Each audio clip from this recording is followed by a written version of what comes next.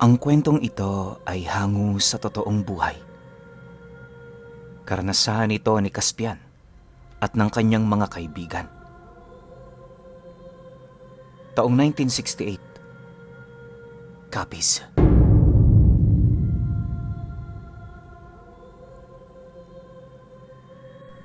Maligayang pagdating sa bayan ng Pontevedra! Saad ng magkakaibigan sa karatulang nasa bungad ng bayan na papasukin nila. Plano nilang puntahan ang kabilang bayan, ngunit nasiraan naman sila ng sasakyan at tumirik ito sa puok kung saan alanganin sa lugar na halos wala ka nang makikitang mga bahay o anumang establishmento. Gubat ang nasa magkabilang gilid ng kalsada, kaya ilang kilometro na rin ang nalalakad nila. Grabe, pagod na ako at ang sakit na ng mga paa ko.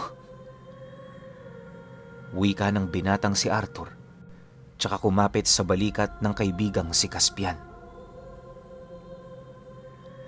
Kanina pa ito dumaraing at naririndi na ng husto ang kanyang mga kasama. Sa katunayan, naiinis na nga si Emmanuel dahil daig pa niya ang babae na paulit-ulit ang reklamo. Bukod pa roon, sino ba kasing tanga ang magsusuot ng formal na itim na sapatos sa ganitong uri at kalayong paglalakbay? Kaya kung tutuusin, si Arthur din mismo ang may pangunahing kasalanan kung bakit sumasakit ngayon ang kanyang paa sa haba ng paglalakad. Mga pre, naliligaw na yata tayo ah. Nakangiting sambit ni Caspian sa mga kasama. Napapakamot sa ulo ang binata sapagkat tsak na mag-aalburoto na ng husto si Arthur. Magbabakasyon sana sila sa probinsya ng Capiz na kanyang pinanggalingan, ngunit sa kasamaang palad ay matagal na rin siyang hindi nakauwi rito dahil mula nang magkolehiyo siya sa isang sikat na universidad sa Maynila. Marami na ang nagbago mula noong umalis siya rito. Kaya naman hindi na niya makilala pa ang mga dapat nilang daanan ngayon. Ibang-iba na sa lugar na kanyang kinagisnan at nakabisado. Ang tiyak at malinaw lamang sa kanyang alaala ay yaong wala namang bayan ng Pontevedra na madaraanan papunta sa bayan ng Mambusaw, kaya marahil maling daan ang natahak nilang lahat. Hindi mo naman pala alam ang daan pero nagmamarunong ka pa rin. Pati ang bulok mong kotse, pinahamak pa tayo. Hindi mo ba ikinondisyon muna yan bago tayo lumakad? Naiinis na talaga ako sa ugali mo, Caspian. Singhal ulit ni Arthur. Tama na nga yan. Hindi rin naman makakatulong kung magsisisihan pa tayo. Humingi na lang tayo ng tulong sa mga nakatira dyan. Kung meron man tayong madaraan ng bahay mula rito. Awat naman ni Emmanuel dahil baka humaba na naman ang litanya ni Arthur na maaaring ikapiko ni Caspian na pwedeng pagmula ng kanilang away. Napasama lang naman sa pagkakaibigan nila si Arthur dahil sa pagiging palakaibigan ni Caspian. Ngunit sa katunayan, sina Emmanuel at Caspian talaga ang magkasanggang dikit mula pa ng kanilang pagkabata. Nakilala lamang nila si Arthur noong sila ay nagsekondarya hanggang sa lahat sila ay tumungo sa maunlad na syudad upang doon mag-aral at humanap ng trabahong mapagkukunan nila ng pangtustos sa kanilang mga pangangailangan. Maaskad man ng konti ang pag-uugali ni Arthur, ay mabuti rin naman itong kaibigan sa kanila. Matulungin ito, lalo na pagdating sa mga gastusin o pinansyal dahil may kaya sa buhay ang pamilya nito na nagmamay-ari ng isang munting negosyo. Gusto sana ng binata na ang sasakyan niya ang gamitin papunta rito sa probinsya, pero nais naman ni Caspian na ipakita ang nabili niyang sasakyan sa kanyang pamilya. Second hand lang yon. Subalit nagmula naman sa pagsusumikap at tiyaga ng lalaki, kaya naman plinano niyang gawing sorpresa sana yon sa mga magulang. Ang kaso nga lang, tumirik nga ito sa daan. Dito na lang tayo magpalipas ng gabi. May bahay panuluyan siguro malapit dito. Mungkahi ni Emmanuel. Naunang naglakad ulit papasok ng bayan si Caspian at sumunod naman ang 2 binata sa kanya. Panibagong lakaran na naman. Pagod na ako eh. Mangiyak-ngiyak na reklamong muli ni Arthur, kaya tuluyan ng kumunot ang noo ni Emmanuel. Kung gusto mo, maiwan ka na lang dito. Sambit naman ng binatang bakas sa kanyang titig ang pagkainis sa kaartehan ng kaibigan. Ayoko nga. Bakit ko naman gugustuhin na magpaiwan sa lugar na to? Nakapamewang habang naglalakad na singhal ni Arthur. Kung ayaw mo naman pala tumahimik ka na. Bulyaw na rin ni Emmanuel dahil hindi na siya nakapagtimpi pa sa matabil na bibig ng kaibigan. Hindi naman na ito kumibo at tahimik na naglakad habang nakasimangot. Takot ito kay Emmanuel dahil alam niya kung paano ito magalit at talaga namang hindi birong tuyuin ang utak ng lalaking ito. Mas pinaiira lang ni Emmanuel ng madalas ang kanyang pagiging kalmado, kaya naman bihira lamang makita ang madilim na ugali nito kapag nakaramdam ng galit. Teka lang, wala ba kayong napapansin sa lugar na to? Biglang tanong ni Caspian habang iginagala ang kanyang paningin sa paligid. Patay lahat ng ilaw sa mga bahay, gayong hindi pa naman gaanong kalaliman ang gabi. May mangilang-ilang poste lamang sa gilid ng daan na nagbibigay ng liwanag sa tinatahak nilang landas. Ngunit mas mainam sana kung bukas ang mga ilaw sa mga bahay na kanilang nadaraanan, lalo pat magkakalayo pa ang pagitan ng mga ito. Napakatahimik din sa buong lugar at walang kahit isang tao man lang silang makakasalubong. Ang mga bintana ng mga sementadong bahay doon, lalo na ng mga mayayaman, ay may bakod na bakal lahat at maging ang mga bahay naman na gawa sa kahoy ay may mga harang ang bintana gamit naman ng makakapal na tabla. Tila ba ayaw ng mga nakatira doon na may makakapasok na kahit na sino sa loob ng kanilang mga tahanan. Medyo nakakatakot na sa bayan na to. Hindi mo malaman kung may mga tao pa bang naninirahan dito. Wala man lang tayo nakakasalubong at sobrang tahimik ng paligid. Bulalas ni Arthur habang pinagmamasdan ang mga bahay na nadaraanan nila. Wala talagang bakas kahit man lang ng isang tao. Gayong 7:00 pa lamang sa mga oras na yon. Ganun ba talaga kaaga matulog at magsara ng kanilang mga bahay ang mga nakatira sa bayan na yon? Ang isa pang ipinagtataka nila ay bakit masyado naman yatang tinitiyak ng mga tao ang kanilang seguridad at kaligtasan. Para bang meron silang pinagtataguan. Halata ring ipinako ang mga kahoy sa tapat ng bintana upang hindi ito basta na lamang mabuksan. Kalaunan, napagod na silang tatlo ng tuluyan sa layo ng kanilang nilakad. Napagpasyahan na lamang nilang mga tok sa mga bahay na kanilang madaraanan upang pakiusapan sana na doon muna sila tumuloy at magpalipas ng gabi. Sa kasamaang palad, walang nagbubukas o sumasagot man lang na para bang wala talagang mga tao. Wala naman yata tayong matutuluyan sa mga bahay na to. Parang walang tao lahat. Walang nagbubukas ng pinto. Ni wala rin ngang marinig kahit konting kaluskos mula sa loob ng mga bahay na yan. Wala rin nga sigurong bahay panuluyan na maaari nating upahan dito. Tingnan nyo nga Masyadong liblib ang lugar na to. Mahabang usal muli ni Arthur. Ano ang ginagawa niyo rito? Mabalasik na tanong ng isang matandang lalaki na ikinagulat nilang tatlo. Nasa 50 ang edad nito kung pagbabasehan ng kanyang itsura. Gayunpaman ay makikita pa rin ang tikas ng pangangatawan nito na marahil ay batak pa rin sa trabaho. Magandang gabi ho, Tatang. Naghahanap po kasi kami ng matutuluyan kahit ngayong gabi lang.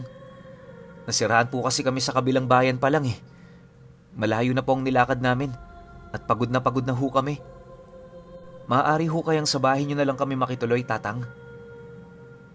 Nakangiting pakiusap ni Caspian sa matanda.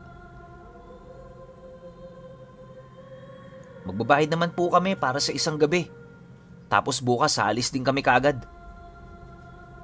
Sabat bigla ni Arthur, kaya tinabig siya ng bahagya ni Emmanuel at pinandilata ng mata. Nagpapahiwatig na wag na muna siyang magsalita.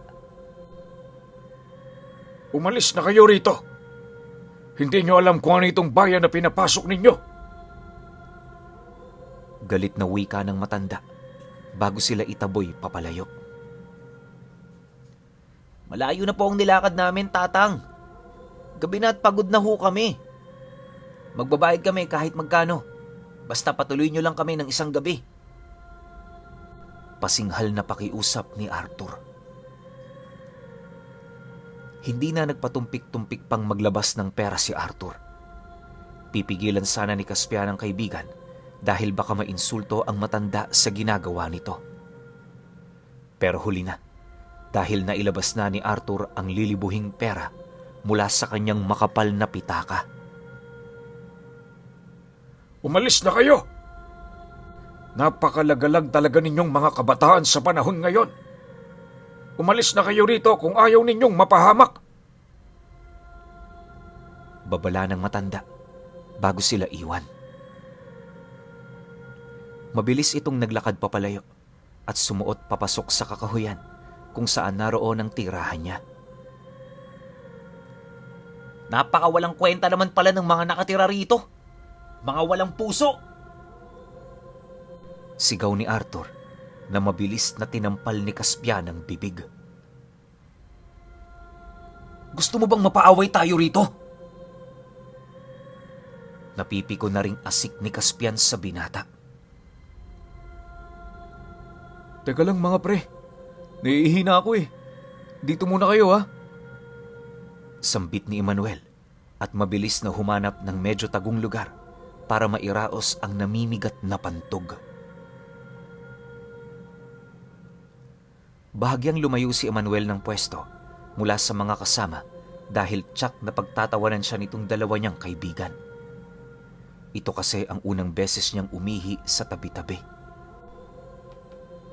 Samantala, habang hinihintay nila si Emmanuel, sina Arthur at Caspian ay nagtatalo pa rin kung aalis na ba roon o mangangatok na lamang ng iba pang mga bahay. Pagod na kasi sila at kung aalis pa sila roon ay hindi nila alam kung malapit lang ba ang kasunod na bayan. Ba't di na lang tayo ulit mangatok sa ibang bahay? Baka may mabait dyan at pagbuksan tayo. Nilakasan ni Arthur ang kanyang boses at sadyang ipinaparinig ang mga katagang yon sa mga taong nasa loob ng bahay kung meron man. Pre, ano yun? Malaking ibon? Biglang tanong ni Caspian na kanina pa pala nakatingala habang kinakausap ng kaibigan. Mataas ang kinaroroonan ng lumilipad, ngunit kitang-kita yon dahil sa liwanag na nagmumula sa buwan. Paikot-ikot lamang ang lipad nito at tingin niya ay isa nga itong napakalaking ibon. Aba, malay ko dyan. Tara na at gusto ko nang humiga. Pagod na ako. Nagpatiunang maglakad si Arthur, kaya sumunod na rin si Caspian dito. Hanep pre, Bakit parang tao yata na may pakpak yun?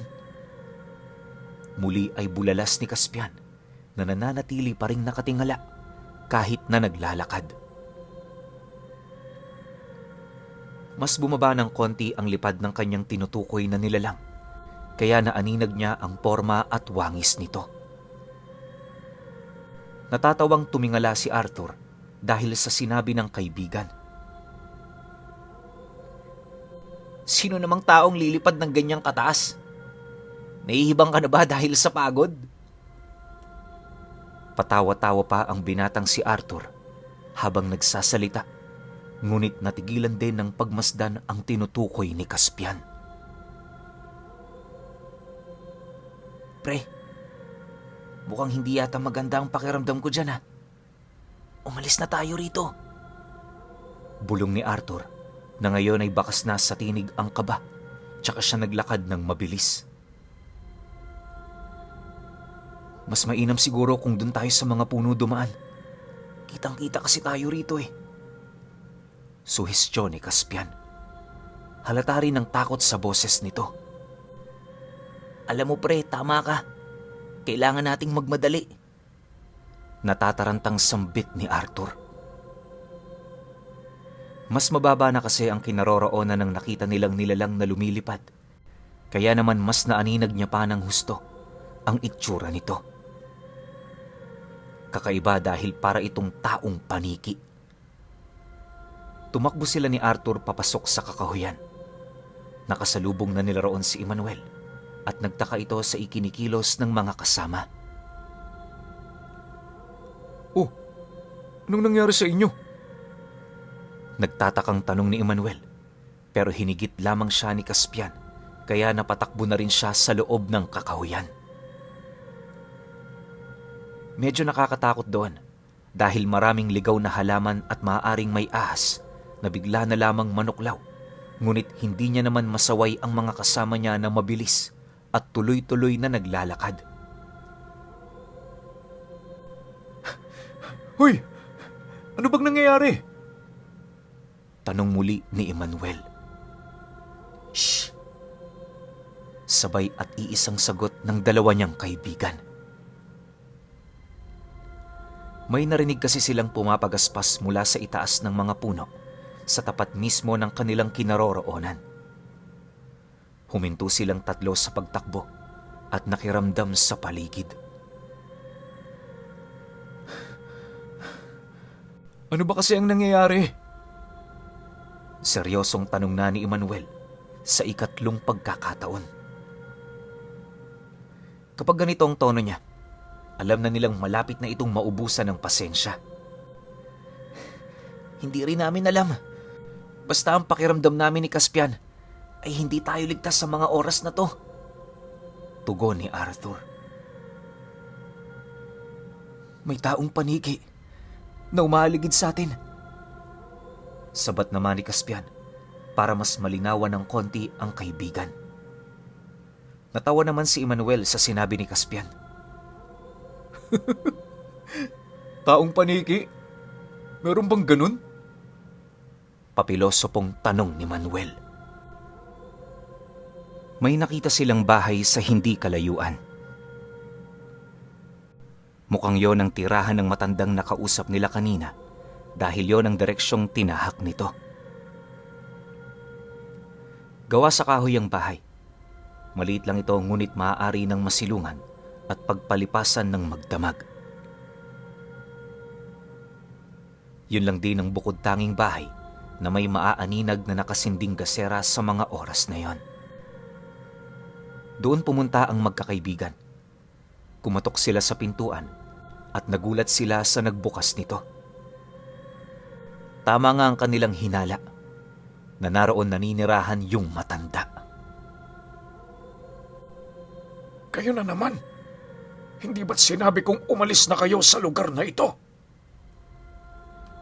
May diin ngunit pabulong na wika ng matanda. Pasensya na po, Tatang. Wala po kasi kaming ibang mapuntahan eh. At yung sasakyan po namin napakalayo pa mula rito. Napagod na ho kami sa kakalakad. Pakiusap, Tatang. Isang gabi lang ho sana. pakiusap muli ni Caspian. Tatang, may nakita rin po kaming taong paniki na lumilipad at sumusunod sa amin. Kaya naman, natatakot na po kaming maglakad paalis. Nanginginig na sambit ni Arthur. Wala nang nagawa ang matanda kung hindi patuloyin ang mga nakikiusap at hindi inaasahang panauhin. Sa loob ay bumungad sa tatlong magkakaibigan ang iba't ibang klase ng mga tabak at may mga kawayan din na pinatulis ang dulo. Sa nakikita nila ay tila sasabak sa gera ang matanda, ngunit wala naman itong baril. Mandaragit! Sambit ng matanda bago hinawakan ang isang tabak na napakatalas at tingin nila ay bagong hasa. Ano ho yan? Nagtatakang tanong ni Caspian sa matanda. Kasalukuyan silang nakaupo sa lapag. Doon naglatag ang matanda, kaya tabi-tabi silang 5 na matutulog doon. Nais pa sanang magreklamo ni Arthur, ngunit mabuti na lamang at natapik ito ni Emmanuel, kaya hindi na ito natuloy pa. Ang nakita nyo kanina ay ang mandaragit. Isa yaong uri ng aswang na ayon nga sa patukoy nyo ay wangis ng taong paniki. Nandadagit lamang ito ng kanyang mabibiktima at doon niya yun kakainin sa himpapawid. Kaya nga't mandaragit ang naging bansag dito. Kilala rin ito sa tawag na aswang tulog. 1 taon kasi itong matutulog sa hindi matagpuan niyang lungga at paglipas ng 1 taon ay muli itong gigising upang dumagit ng kanyang mabibiktima at makakain. Mahabang salaysay at paliwanag ng matanda. Ngayon po bang nagkataong pang 1 taon? Kaya't bumangon siya upang muling humanap ng makakain? Kaya ba walang mga taong lumalabas ng bahay kahit hindi pa naman gaanong kalaliman ng gabi? At yung mga bintana, selyado ng mga bakal at kahoy? Tanong ni Arthur. Tumango ang matanda. Hawak nito ngayon ng isang kawayan na patulis ang dulo. Ibinigkis na rin ito sa kanyang bewang ang isa sa matalim niyang itak. Ang lagayan niya ay pinunuan niya ng ilang mga bote na may nakalawit na telang tila mga mitya na naglalaman ng gasolina na kapag sinindihan yon at inihagis ay magdudulot yon ng munti ngunit mapaminsalang pagsabog. Tatang, saan naman ho kayo pupunta? Tanong ni Emmanuel sa matanda nang makitang gumagayak pala ito upang umalis. 1 taon kong hinintay ang muling paggising at pagbabalik ng mandaragit. Pinatay niya ang pamilya ko. At ngayon ang nakatakdang pagkakataon ko upang sila ay maipaghiganti sa halimaw na yon. Saad ng matanda. Mababakas ang galit sa mukha nito na may itinatagong malalim na kalungkutan sa kanyang mga mata. Magtutuos kami ngayon ng mandaragit. Bago matapos ang gabing ito, ay isa sa amin ang kinakailangang mamatay. Dagdag pa niya. Bumaling ang matanda sa kanila bago mahigpit na nagbilin. Huwag kayong lalabas dito sa bahay kahit na anong mangyari.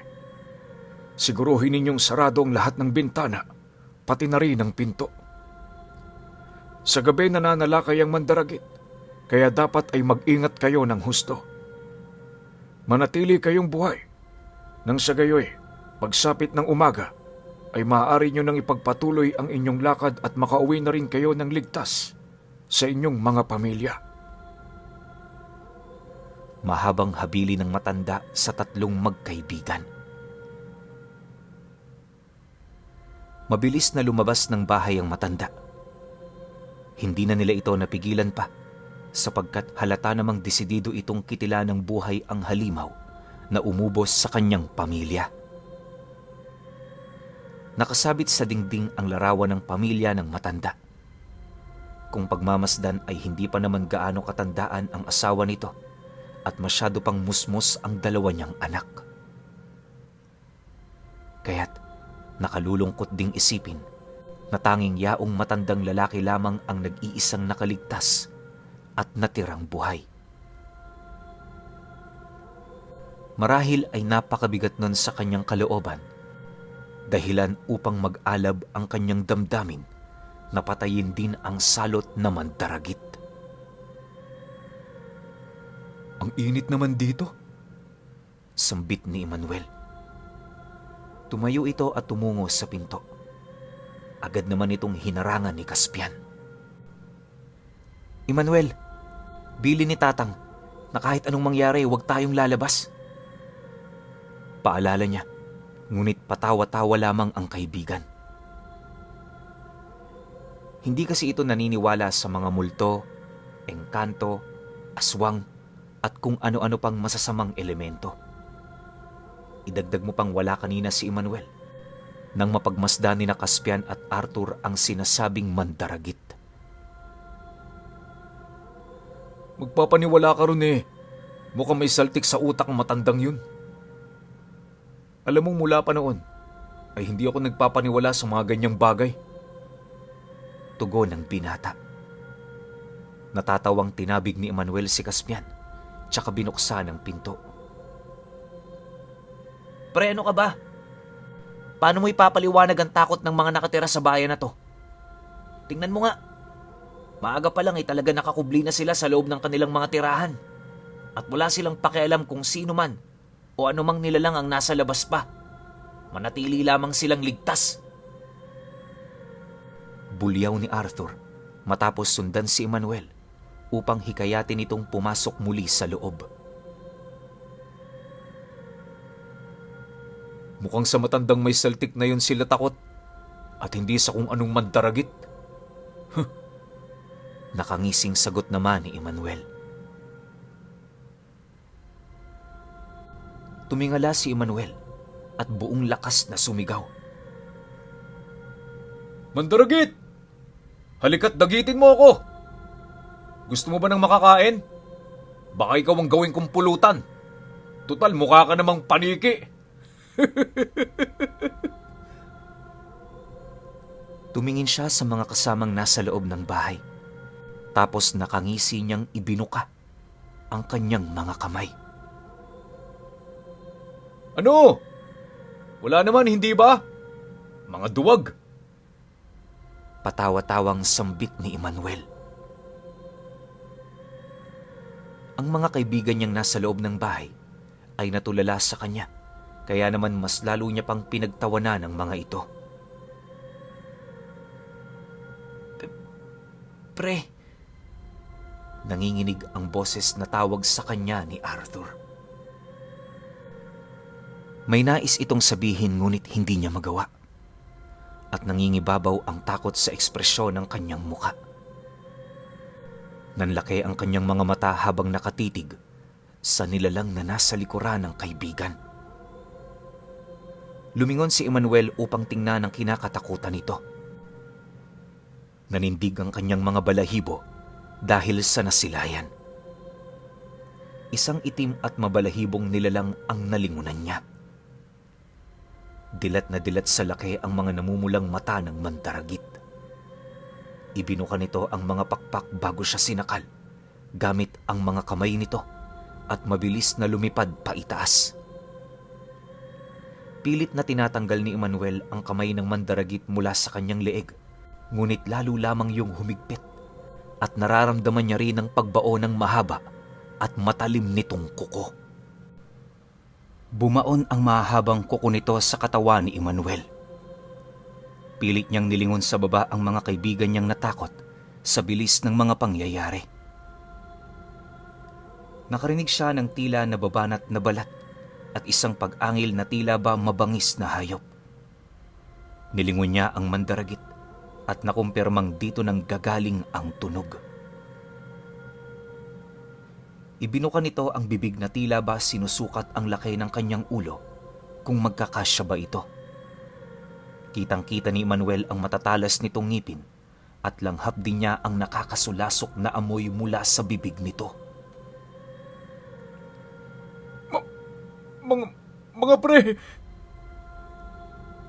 Mahihirapan man dahil sa pagkakasakal ay hindi na iwasang sambitin ni Emmanuel ang presensya ng kanyang mga kaibigan.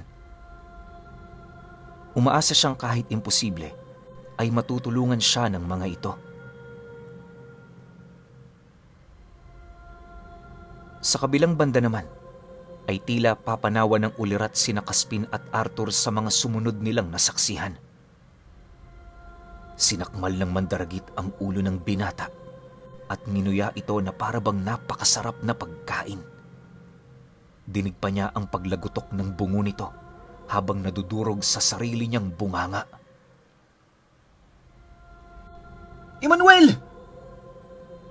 Sigaw ni Caspian na walang nagawa sa kalunos-lunos na kamatayan ng kaibigan.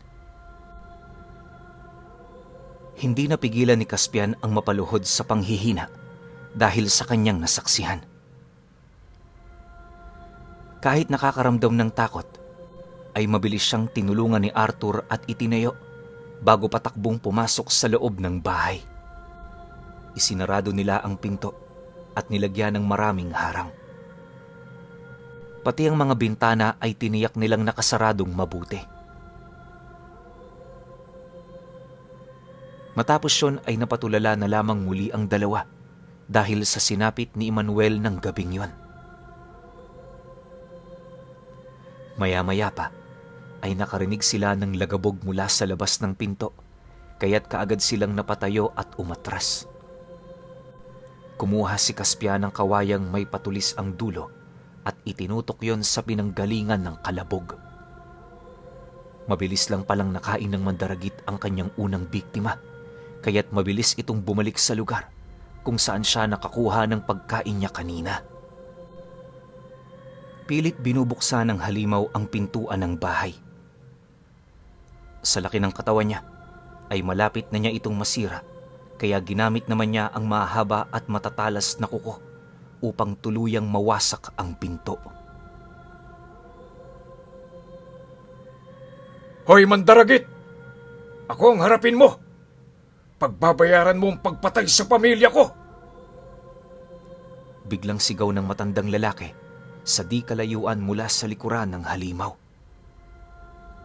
Bahagyang nabuhayan ng pag-asa ang magkaibigan dahil sa presensya ng matanda. Tangan nito sa kamay ang boteng may nagliliyab ngayong tela na kanyang ginawa bilang pampasabog. Hindi ito ang makakapatay ng tuluyan sa mandaragit, ngunit umaasa ang matanda na makakatulong ito upang humina ang kalabang halimaw na aswang. Lumipad ang mandaragit at mabilis na sumugod sa matanda, kaya iniumang niya ang hawak na sandata. Buong puwersa niyang inihagis ang hawak na bote. Tumama ito sa katawan ng mandaragit, nabasag yon at lumikha ng munting pagsabog. Kumalat ang gasolina sa katawan ng halimaw kasabay ng apoy. Nagliyab ito, kaya naman humiyaw sa sakit ang kalaban. Lumipad ito pa itaas hanggang sa tuluyan itong nawala sa kanilang paningin. Kaagad na lumabas ang dalawang magkakaibigan na nasa loob ng bahay. Nilapitan nila ang matanda upang pasalamatan. Nagalit ito sa ginawa nilang pagsuway sapagkat nasaksihan din pala nito ang nangyari sa kanilang kasama. Mabilis silang niyaya ng matanda na muling pumasok sa loob. Tila nagmamadali ang matanda. Hawak pa rin ito ang mahabang pantulos na kawayan. Tatang, hindi ba't mamamatay na ang mandaragit dahil sa ginawa ninyo? Bakit parang natatakot pa rin kayo? Tanong ni Caspian sa matanda. Hindi ganon kadaling patayin ng mandaragit. Ang lapnos na kanyang tinamo kanina ay saglit lamang siyang pagagalingin. Tsaka siya susugod ritong muli. Ang tanging makakapatay sa kanya ay kung maitatarak ang anumang patalim sa kanyang puso. Dapat masigurong tatamaan at masasaksak ang puso nito, dahil kung hindi ay huhugutin lamang niya yon at muling paghihilumin ng sugat na tinamo. Paliwanag muli ng matanda. Binuksan ng matanda ang isang lagayan. Inilabas niya mula roon ang ilang mga bote na katulad ng ginamit niya kanina. Talagang pinaghandaan nito ang pagtutuos nila ng mandaragit.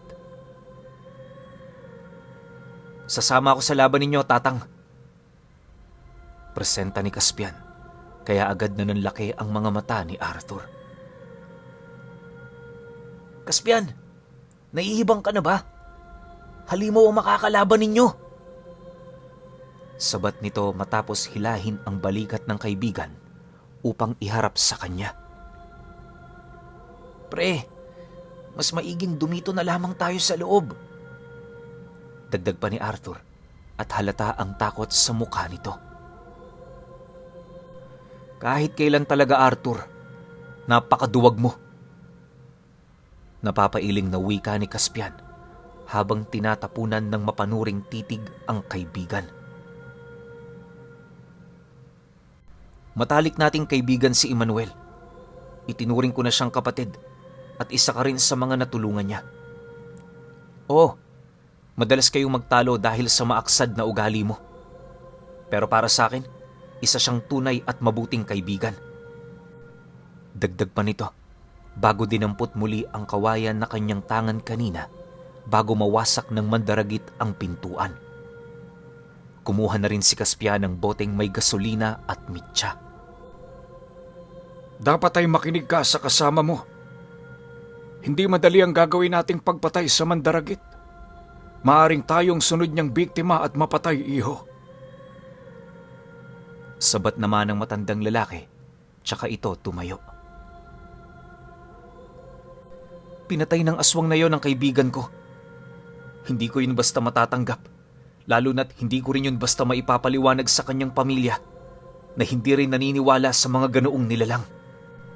Kaya't kailangan kong tumulong na mapuksa ang mandaragit na yon at dalhin ang ulo nun sa kanyang pamilya bilang katunayan.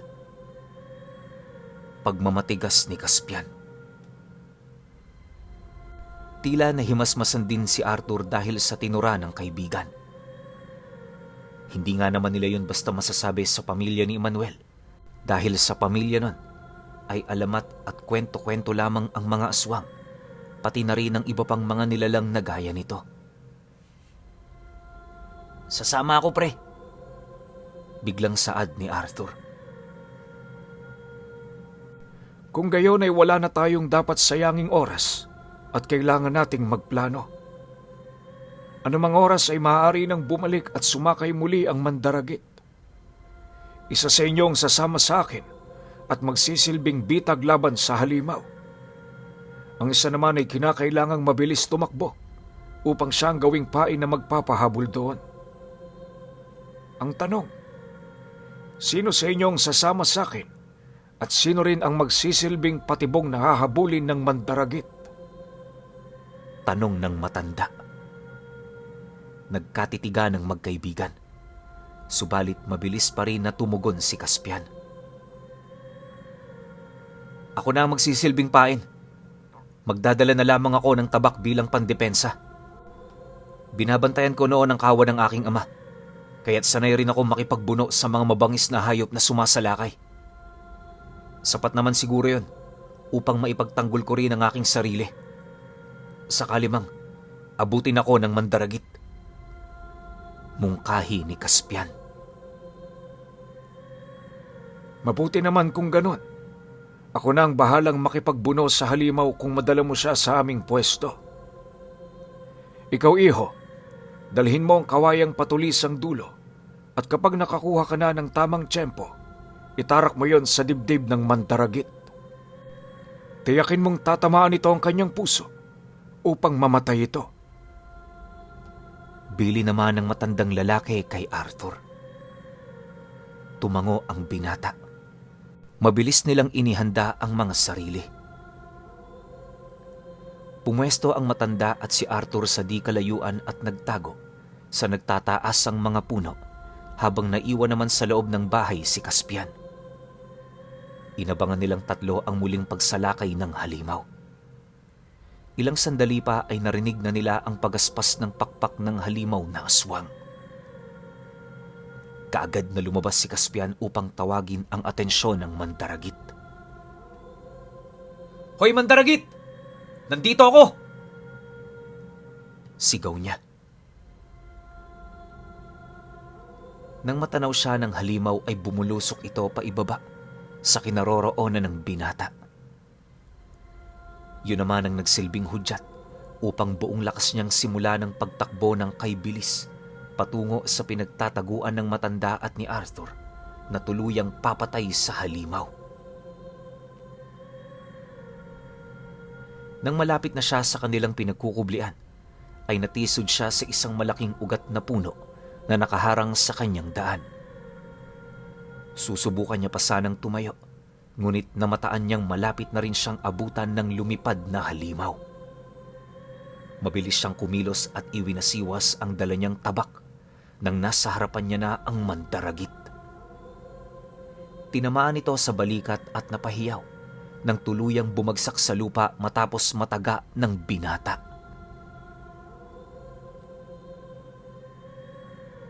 Wala namang inaksayang oras ang matanda pati si Arthur at sila na ang sumugod sa halimaw na aswang. Sa kasamaang palad, napagaling agad ng mandaragit ang kanyang sarili. Ngunit hindi yun naging hadlang sa matanda at sinimulang pagtatagai ng halimaw. Nakipagbuno siya rito at nagpalitan sila ng taga at kalmot. Bakas sa mandaragit na hirap na itong pagalingin ng mga natamo niyang sugat dahil sa sunod-sunod na taga ng matanda sa iba't ibang bahagi ng katawan nito. Samantala, duguan na rin ng matanda matapos makipagsabayan sa kalmot ng matatalim na kuko ng halimaw. Arthur! Isaksak mo na yan sa puso ng mandaragit! Sigaw ni Caspian sa kaibigan na noon ay napako sa kinatatayuan at hindi alam ang gagawin. Pumikit si Arthur at huminga ng malalim, tsaka sumigaw ng pagkalakas-lakas habang sumusugod sa mandaragit na tangan ang kawayang patulis ang dulo. Buong lakas niya yung itinarak sa puso ng halimaw. Pumapaslag pa ito ngunit wala na ring pinalagpas pang sandali si Caspian at muling tinaga ang leeg ng aswang dahilan upang maputol ang ulo nito at bawian ng buhay. Sa wakas, patay na ang mandaragit na kinakatakutan ng buong bayan taon-taon. Lahat ng mga bahay ay nagsipagbukas ng kanilang ilaw at tinanaw ang tatlong pumaslang sa nagsisilbing salot at kilabot ng kanilang lipunan. Hindi nila sukat akalain na ang kaninang pinagkaitan nila ng tulong at masisilungan ay sila ngayong nakatulong upang mawala ang mandaragit kailanman. Matapos ang tagpong iyon, ilang araw silang nanatili sa poder ng matanda. Marami ang natuwa sa kanilang mga lokal at kung ano-anong regalo ang natanggap nila. Hindi na rin sila nakatuloy pa sa plano nilang bakasyon dahil sa takot nila na baka muli nilang makatagpo yung aswang na natutulog ng 1 taon.